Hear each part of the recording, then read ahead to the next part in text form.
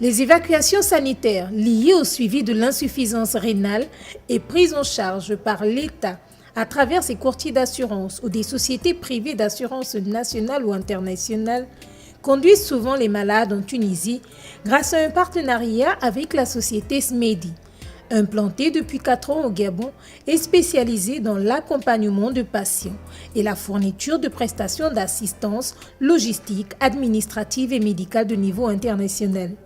Aujourd'hui, face à la demande et aux besoins observés, la Société tunisienne de services médicaux international veut accompagner autrement et de façon plus efficace le développement de la santé pour une pathologie aussi sensible et sous-estimée à regret sur le plan mondial.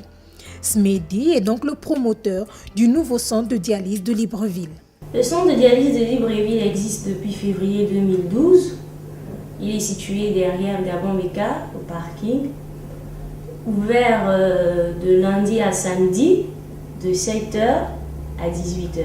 Nous ne recevons pas que des particuliers, nous recevons également les assurés de la CNAM-GS, de la CNSS et la SCOMA, pour le moment. Savamment aménagé, le centre comprend un espace de dialyse compartimenté, une antichambre et une salle VIP, des machines de dialyse flambant neuves avec leur écran d'affichage lumineux, mystérieux pour les profanes, mais qui n'ont pas de secret pour les utilisateurs, médecins et infirmiers dialyseurs, tout ce qu'il y a de plus moderne. Le personnel à 95% local, recruté pour la grande majorité lors du Forum national de l'emploi, a bénéficié d'une formation interne adéquate animée par le personnel médical et paramédical étranger. Le personnel il est constitué de 4 infirmiers d'État et 6 infirmiers aides-soignants, suivis encadrés par 2 néphrologues. À 95%, le personnel il est gabonais, en dehors de leur formation acquise. Nous formons les infirmiers sur place. Le personnel est encadré par le major Kamel qui nous provient de la Tunisie. Le centre de dialyse de Libreville est un important projet pour lequel les promoteurs, en plus d'avoir fait le choix d'investir dans les ressources humaines locales, ont tenu compte des délestages et autres coupures subites d'eau. Avec près de 123 séances de dialyse par semaine, une séance réussie dure 4 heures de temps. Il a été ajouté 7 citernes, dont 4 de 1 mètre cube d'eau et 3 de 2 mètres cubes pour un total de 10 000 litres d'eau de réserve, soit 2 jours, en sachant que la pénurie ne peut aller au-delà.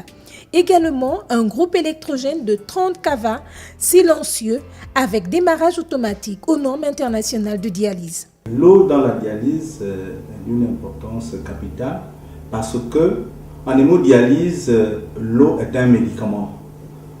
Pour cela, elle doit répondre à plusieurs impératifs, comme l'absence de toxicité. Le temps nécessaire de traitement d'eau dépend du circuit.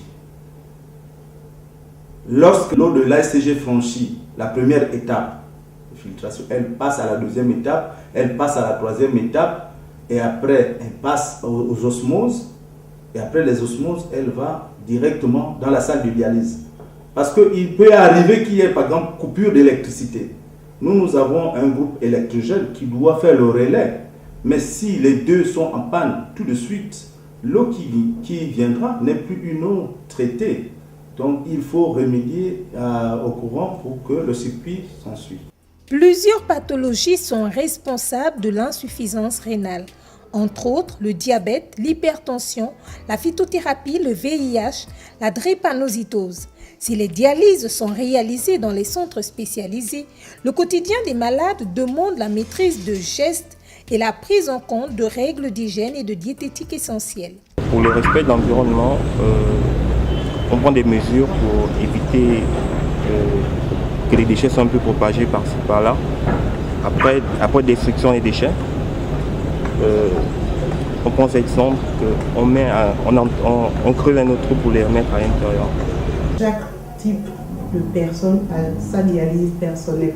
C'est quoi? Ce que je voulais dire, c'est que on n'a tous pas le même poids. Nous n'avons pas tous le même organisme, donc quand on te fait une dialyse, tu as un programme personnel. Alors que souvent, ce que j'ai remarqué ailleurs, c'est que le dialyse est généralisé. C'est-à-dire que la dialyse est standard, si vous voulez. Alors qu'ici, dans ce centre, la dialyse, elle est à toi personnel. C'est-à-dire qu'on a un programme. On te programme par rapport à ton poids, par rapport à toutes tes facultés. Ça dépend parce que déjà, je voudrais dire que quand tu as une insuffisance rénale, c'est que c'est une maladie indépendante qui t'amène à l'insuffisance rénale. Donc cette maladie initiale, elle est toujours là avec toi. Tu la gères aussi par rapport à ton insuffisance rénale. Donc c'est que la programmation qu'on te fait, c'est par rapport à ce que tu es toi-même. On ne peut pas généraliser une dialyse comme on le fait partout ailleurs. Nous avons des médecins qui nous suivent au quotidien. Nous avons aussi cette manière d'être aussi, vous savez, on voudrait privilégier surtout la sepsie par rapport à notre traitement. C'est que nous avons toujours eu la chance de se laver les mains, déjà c'est de désinfecter les fistules avant les branchements, ce qui ne se passe pas ailleurs, même pas à l'extérieur là où j'étais. Donc ils suivent beaucoup la sepsie par rapport à nos fistules, par rapport à notre nourriture, par rapport à notre alimentation, par rapport à tout. En tout cas, tout cela est coordonné par nos médecins et toute l'équipe médicale qui nous suit ici. Au cours des séances d'hémodialyse, l'équipe soignante est là pour donner au malade les informations les plus complètes possibles sur son traitement. Celui-ci, pendant les séances de 4 heures non-stop, est installé dans un lit ou dans un fauteuil. Il peut lire, regarder la télévision, manger ou se reposer.